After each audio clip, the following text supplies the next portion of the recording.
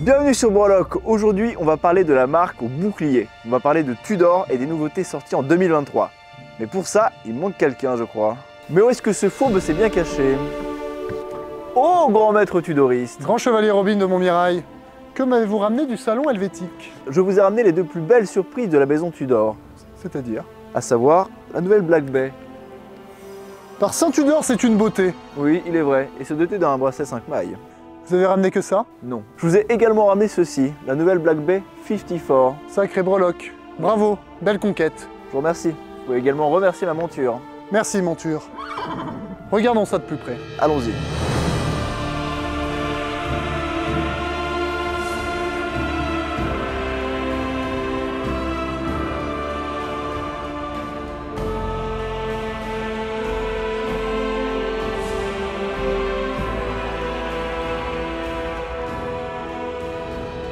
Bon, vous l'avez compris, aujourd'hui on va vous parler des deux nouveautés qui nous ont le plus plu et le plus surpris sur ce salon 2023 Watch & Wonder. Et pour cela, on a ramené la nouvelle Tudor Black Bay 54 et la nouvelle Tudor Black Bay 41 mm lunettes Bordeaux. Je te propose qu'on commence tout de suite avec la Black Bay lunettes Bordeaux pour qu'ensuite on ait à le parler de cette Black Bay 54 qui pour moi a vraiment créé la surprise. En plus cette année il y a quelque chose qui était assez exceptionnel, c'est qu'on a déjà pu se les procurer le lendemain de la sortie et on vous en reparlera plus tard dans la vidéo parce que ça c'est du jamais vu. C'est une masterclass de Tudor, faut avouer. Alors en fait de prime abord cette montre là elle ressemble à la Black Bay 41 qu'on connaît depuis un bon moment, que toi je crois que tu connais plus très bien. Et on a l'impression que Tudor a juste changé le bracelet pour mettre un bracelet dit 5 mailles selon Tudor. Effectivement, on a l'impression qu'on la connaît bien parce que c'est une montre qui est sortie il y a presque 11 ans.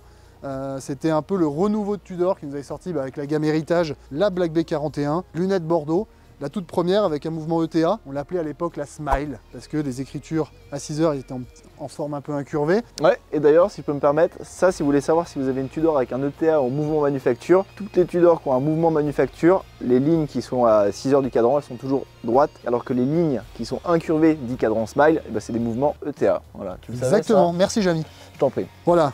Quelques années après, ils ont fait du coup renouveau également du modèle en mettant la première fois le mouvement manufacture à l'intérieur, donc avec la certification COSC, avec malheureusement un boîtier qui avait un peu pris d'embonpoint, donc ce qui rendait, en tout cas à mon goût, la montre un peu trop grosse. Trop massive, ouais. Un peu trop massive. Et le coût aujourd'hui de Tudor en 2023, c'est de rééditer une troisième fois cette montre avec une nouvelle certification, on en parlera juste après. Ça n'a rien à voir. Au premier regard, on voit rapidement quand même que Tudor a quand même appris de ses clients. Écoutez les feedbacks qu'ils ont eu un peu sur les 41 précédentes et ils nous ont surtout retravaillé le boîtier. Absolument. Le boîtier qui aujourd'hui ressemble presque plus à un boîtier de 58. En tout cas, il a bien maigri, il a fait quelques cours de CrossFit. Ouais, une bonne dizaine de séances de CrossFit, ouais. Il s'est quand même bien affiné. Aujourd'hui, les flancs se sont bien affinés. Au final, qu'est-ce que ça fait? Une montre plus agréable à porter? Plus agréable à porter, qui se pose un peu mieux sur le poignet. Et peut-être les critiques qu'il y avait eu sur la Black Bay 41 d'avoir peut-être des flancs un peu trop épais. Une enclume. Une enclume. Et aujourd'hui, moi je trouve qu'elle est plutôt réussie avec ce nouveau boîtier. Surtout pour moi qui ai un petit poignet, en fait, elle me va très bien. Donc c'est vrai. Maintenant, les personnes qui ont peut-être des plus petits poignets peuvent se permettre d'aller sur la 41 ou pour avoir des lunettes peut-être un peu différentes de la 58. Tous les détails qu'on va retrouver là et dont on va parler dans cette vidéo, c'est vraiment des détails qui vont parler à des passionnés, mais pas que, aussi à des gens qui ne sont pas forcément passionnés. C'est là où Tudor fait encore une fois de plus une masterclass. Je pense qu'elle va répondre aux passionnés. Et on va voir pourquoi. Et en plus, elle va aussi répondre aux nouveaux clients qui la trouveront encore plus délicieuse. À l'amateur de montres. Voilà. On va peut-être parler de ce nouveau bracelet. Ouais, effectivement, enfin nouveau, chez Tudor. Qui nous fait quand même beaucoup penser à un bracelet jubilé. Mais il faut pas le dire. Il faut pas le dire, donc ce bracelet 5 mailles, avec des mailles ovales. Absolument. Qui nous rappelle quand même un petit côté vintage de l'époque. Eh oui, parce que les mailles ovales, c'est des maillons. En fait, le flanc des maillons est ovale, voilà. Et ça, c'est ce qu'on retrouvait sur les bracelets des années 70-80 chez Rolex. Voilà, sur le marché américain très précisément, pour être exact. On a un bracelet qui va vraiment ressembler dans sa forme un bracelet, allez on peut le dire, jubilé. Voilà. Mais ça ce sont des bracelets 5 mailles de chez Tudor. Et pour aller plus loin sur le bracelet, il y a un truc qu'on aime tout particulièrement nous. On parle de cette boucle, la boucle T-Fit, que je pense tout le monde attendait de voir arriver sur la gamme Black Bay. Elle est arrivée sur la première 58 bronze, l'édition boutique, qui a été ensuite déclinée sur certaines versions, la Black Bay Pro, notamment la Ranger. Tout le monde l'attendait sur la gamme 41, sur la 58 peut-être dans le futur. Et cette boucle, qu'est-ce qu'elle a autre que d'être juste sublime? Et ben, elle intègre le réglage T-Fit, c'est-à-dire qu'on va pouvoir avoir un réglage très rapide sur 5 positions sur son poignet. Absolument. Très pratique en été, très pratique en hiver. Quand on a beaucoup mangé des merguez Ah, et on a fait un gros barbecue, voilà. on peut régler rapidement sa montre. Oui. Tout le monde l'attendait, ils l'ont enfin fait. Avec cette boucle magnifique en tout cas sur ce 5 mailles avec le brossé poli, c'est sublime. C'est magnifique. J'ai pas grand chose à dire, si ce n'est que c'est pas les seuls détails qui nous rendent un peu accro à cette montre, puisque si on regarde sur le fond de la montre, on a une couronne qui a cette petite particularité qu'on aime bien là. Elle est extrêmement crantée, ça nous rappelle Les grandes années, les l'âge grandes d'or. années vintage. Eh oui. Ils ont également retiré le petit anneau rouge qui était du coup entre la boîte et la couronne, Le tube de couronne qui était coloré. Ils l'ont enlevé, ils sont venus du coup coller cette couronne qui a grossi, plus crantée à la boîte. Nous on adore, c'est parfait. Bon, là, fort de tout ça, on commence à voir qu'on a une montre qui est quand même bien différente, même si on reste beaucoup sur les détails, mais c'est toujours un peu la même chanson. Hein. L'horlogerie, les détails... c'est important. Surtout quand là, on parle de détails qui se comptent en millimètres, ce qui est beaucoup. Un petit dernier détail, deux derniers détails. Ils ont quand même également fait évoluer le cadran.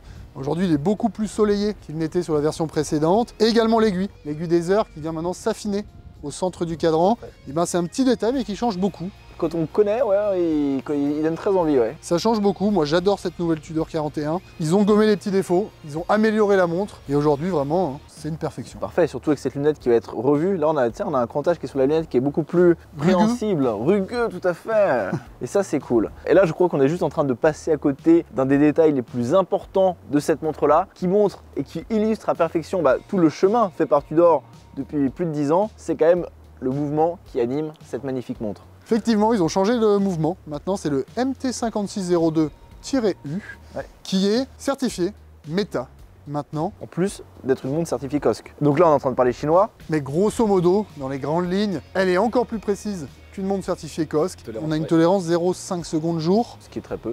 Ils testent également l'étanchéité. Donc sur ces montres-là, on est à 200 mètres, donc c'est testé, approuvé. C'est beaucoup, ouais. C'est également amagnétique, c'est-à-dire que si demain tu as envie d'aller dormir dans une centrale électrique, normalement elle restera à l'heure. Je crois d'ailleurs qu'on a oublié de livrer une information qui va certainement être nous réclamée dans les commentaires, donc je préfère le dire.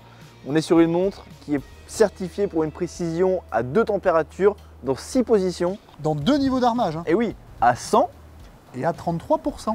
Et oui, il faut être précis. Hein. Bon, et ben on va peut-être passer à la pièce maîtresse de cette vidéo. Ouais, effectivement, pièce maîtresse et pièce qui a vraiment suscité la surprise et les intérêts de beaucoup de personnes, je pense. Parce qu'en fait, Tudor, ils ont juste fait quelque chose, personnellement, je pensais impossible à faire, c'est-à-dire... On l'attendait depuis longtemps. Une petite montre de plongée. Une petite montre de plongée.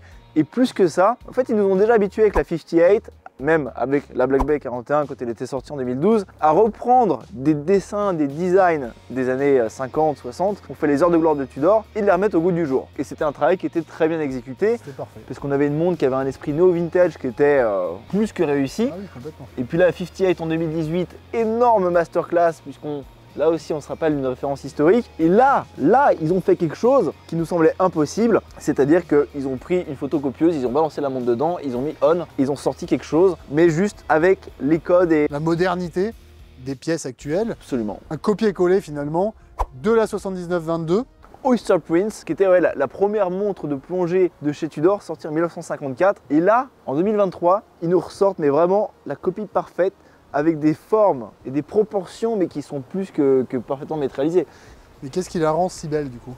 J'arrive, Jamy. Moi, le plus important, on en a déjà beaucoup parlé, c'est la finesse de cette boîte. Tu prends une montre vintage, tu la mets côte à côte, et c'est la même. Tu as cette même finesse. Et je parle bien de la finesse de la boîte et pas de la montre. Là, tu as l'épaisseur de la montre qui va englober tout. Et la boîte, ça va être le flanc. Cette finesse-là, c'est vraiment la même qu'on peut retrouver sur une montre d'époque. Et au porté, naturellement, c'est absolument fou parce que c'est fin, c'est léger. Allez, vas-y, régale-toi. Non, j'adore. En plus de la finesse, moi je pense que c'est très important de le dire, c'est ce boîtier plat que peu de gens, je pense, ont vu en regardant la montre. Si on la compare directement avec une 58, on voit vraiment la 58, elle a un boîtier bien plus courbé. Ouais. Ici, on a vraiment un boîtier tout fin, tout plat. Juste en arrivant aux cornes, on va avoir juste la chute des cornes. Et c'est ce qui fait aussi ce côté très vintage quand on l'a sur le poignet. Tout à fait.